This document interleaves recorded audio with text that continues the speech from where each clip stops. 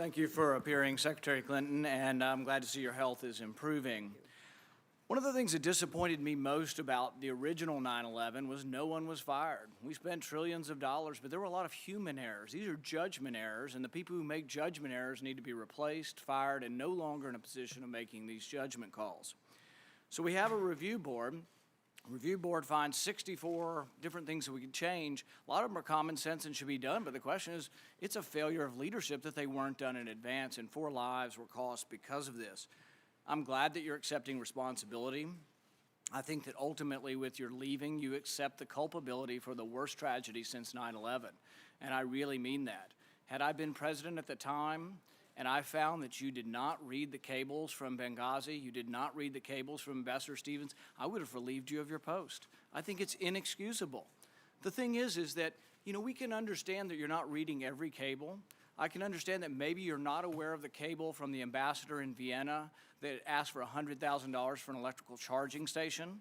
I can understand that maybe you're not aware that your department spent $100,000 on 3 comedians who went to India on a promotional tour called Make Chi Not War.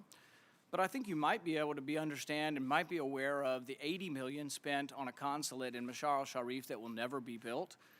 I think it's inexcusable that you did not know about this and that you did not read these cables. I would think by anybody's estimation, Libya has to have been one of the hottest of hot spots around the world. Not to know of the request for securities really, I think, cost these people their lives. Their lives could have been saved had someone been more available, had someone been aware of these things, more on top of the job. And the thing is I don't suspect you of bad motives. The review board said, well, these people weren't willfully negligent. I don't think you were willfully. I don't suspect your motives of wanting to serve your country, but it was a failure of leadership not to be involved. It was a failure of leadership not to know these things. And so I think it is good that you're accepting responsibility because no one else is. And there is a certain amount of culpability to the worst tragedy since 9/11, and I'm glad you're accepting this. Now, my question is the U.S. involved with any procuring of weapons, transfer of weapons, buying, selling, anyhow transferring weapons to Turkey out of Libya?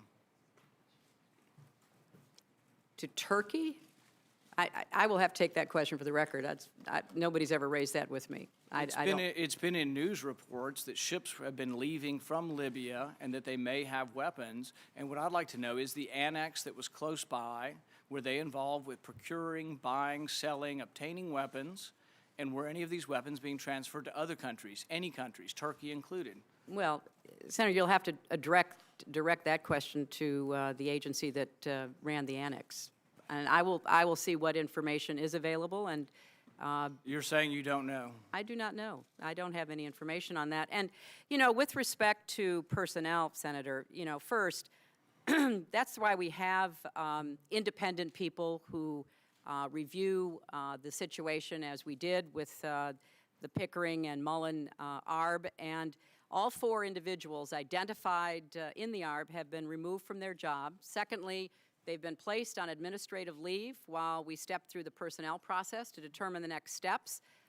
Third, both Ambassador Pickering and Admiral Mullen specifically highlighted the reason why this is complicated, because under federal statute and regulations, unsatisfactory leadership is not grounds for finding a breach of duty. The ARB did not find these 4 individuals breached their duty.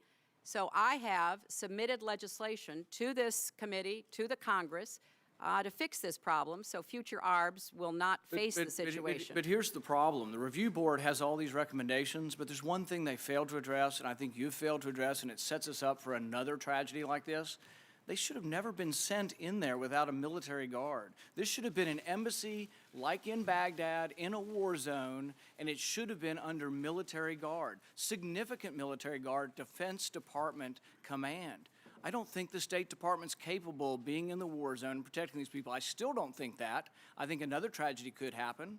I think another tragedy could happen in another war zone around the world. I think someone needs to make an executive decision. Someone needs to take leadership, and with that leadership should be that you shouldn't send them in with no Marines. You shouldn't send them in with Marines that are to guard records, not people. You shouldn't send them in with the same kind of ambassador or embassy staff that you have in Paris. I think that's inexcusable. Well, Senator, the reason I'm here today today is to answer questions the best I can. I am the Secretary of State, and the ARB made very clear that the level of responsibility for the failures that they outlined was set at the Assistant Secretary level and below. The administration has sent officials to the Hill more than 30 times. We've given as much information. We've been as transparent as we can. Obviously, we will continue to brief you and others to answer any and all questions that you have about going forward. The reason we put into effect an accountability review board is to take it out of the heat of politics and partisanship and accusations and to put it in the hands of people who have no stake in the outcome. The reason I said make it open, tell the world, is because I believe in transparency. I believe in taking responsibility, and I have done so. And I hope that we're going to be able to see a good working relationship between the State Department and the committee going forward.